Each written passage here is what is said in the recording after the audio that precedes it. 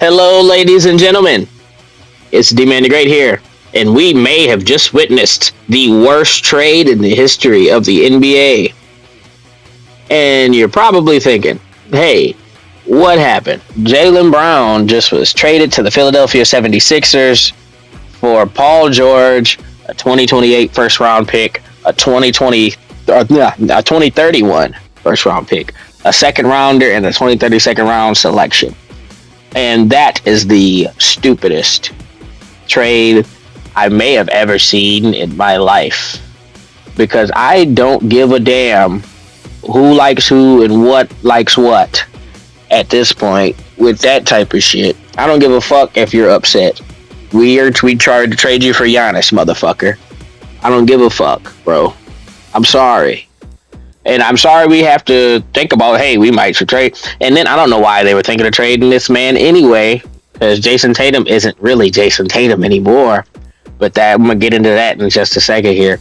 But this is one of the worst trades I may have ever seen in my life. And the thing is, they've sort of extended Philly's window, because I believe that this should have been a summer where they were like, hey, we should blow this roster up and retool while Maxey is still young, because we're about to really waste all of these years of Tyrese Maxey with injury-prone, never-playing ass Joel Embiid. And then the reason why I'm a little bit more aggressive starting this video, because I was initially calm, but I had to re-record this, so I'm kind of pissed off at that. And with that being said, it's just that's just disgraceful. Like, this roster is absolutely pitiful.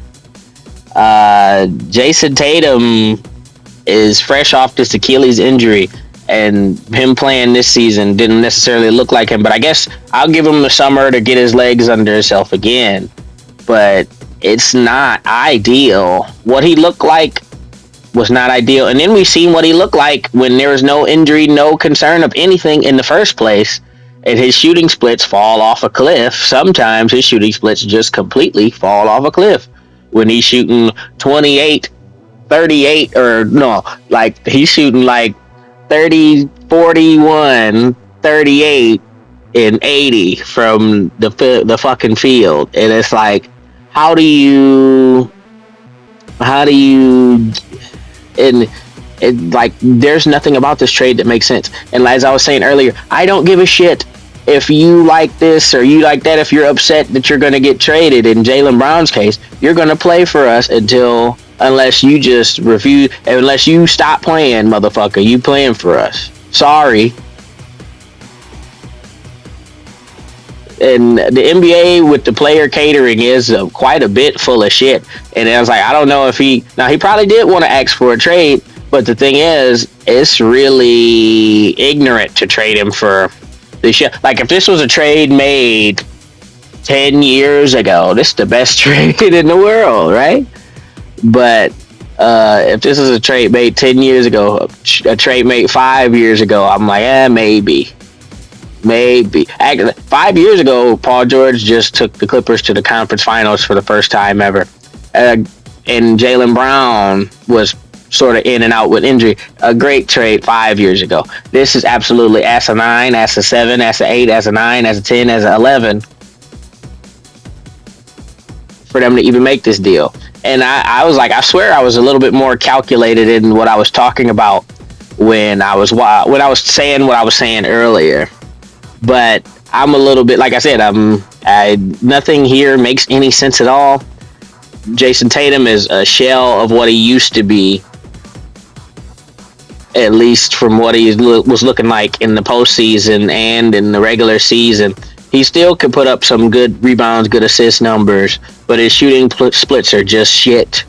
And that's going to be the thing, especially with him going back to being the number one option on this roster. And the 76ers, they should have been blowing up the team, because now it's like, if there's any way that Joel Embiid can get traded, or you could find another star that you could somehow move off of Embiid for, it would be ideal for them, because it's like Joel Embiid is not going to win the championship. he's never going to be healthy enough to win the championship. He misses half the season. And then that was actually another thing I was talking about too for Boston. Paul George misses half the fucking season every season too. People wanted to talk shit about, and I've done this before. They've talked shit about Anthony Davis all the time back when he was on the Lakers. Oh, Data Davis, when Paul George and Kawhi both played less fucking games than him. And I might make a video shitting on the Clippers because they deserve every bit of that. And then, because the thing is, I didn't necessarily react to a lot of the moves made so far, but this move today was so egregious, so stupid, so ignorant, so foolish that I had to get on here to talk about this today because it just didn't make any sense. I don't know what Brad is smoking, and personally, Lord, do not give me access to that kind of drug. Jeez, like there is nothing good about this trade, and it should be good for Philly, but it could turn very fucked up because, like I said, the main star in the team, Embiid, he's a shell of himself, even though he hasn't necessarily been injured the worst, but he's always injured. And that's the thing too, is like the process. This is what the process turned into. We got a point guard, broke his back, couldn't shoot, to the detriment of his team, where he got the yips about shooting the basketball. Passed up an open dunk over a 6'1" point guard and lost his mind, had to get rid of him. Went and got James Harden. James Harden's a great player, but historically, not a great playoff performer. Never was a great playoff performer. Has some shiny stats from time to time, but in elimination games, oh boy, it gets nasty. Like the Philadelphia, hopefully it works for them. I like Philly, but they're not going to win the championship, especially with Joel Embiid being their center. Their best chance winning smoke when that ball bounced around the rim, when Kawhi shot that three, that was the end of their championship hopes. And who would have thought that? But it's like at the same time, they had Jimmy, they had JJ Redick, Tobias. It was just that was the team. And I don't even know if they could have beat the Bucks that year, but you never know. It's a what if scenario. But Lord help the Celtics. I actually don't help the Celtics. Let them fry. But it's going to be a very, very messy season for both these teams. The Celtics might have made the worst trade in NBA history. You don't trade MVP candidate, star player for scraps on the table, no matter what. You could have gotten anything, and then you were going for Giannis, and then now you have Paul George, and not just Paul George, but you like my fire, Paul George. Outstanding. You got outstanding Paul George. Celtic Shaq Paul George. Well, he about to be Celtics PG now. Sorry, Paul George. Because he's one of my favorite players. I hate to talk about him like that, but he don't never play. He missed half the season every year for what reason or another.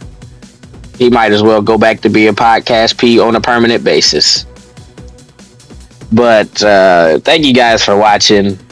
I hope that this season goes well for somebody, because the offseason ain't that. It's one of the best off seasons in NBA history. I ain't gonna lie. It's number 2 at least. It might be number 2 for me. I have to think of what the other one is, because 2019, or was that 2019? That was one of my favorites. That was a great off season. That was a 20. It was either it was 19 into 20. That was one of the best off seasons, that pre-COVID off season.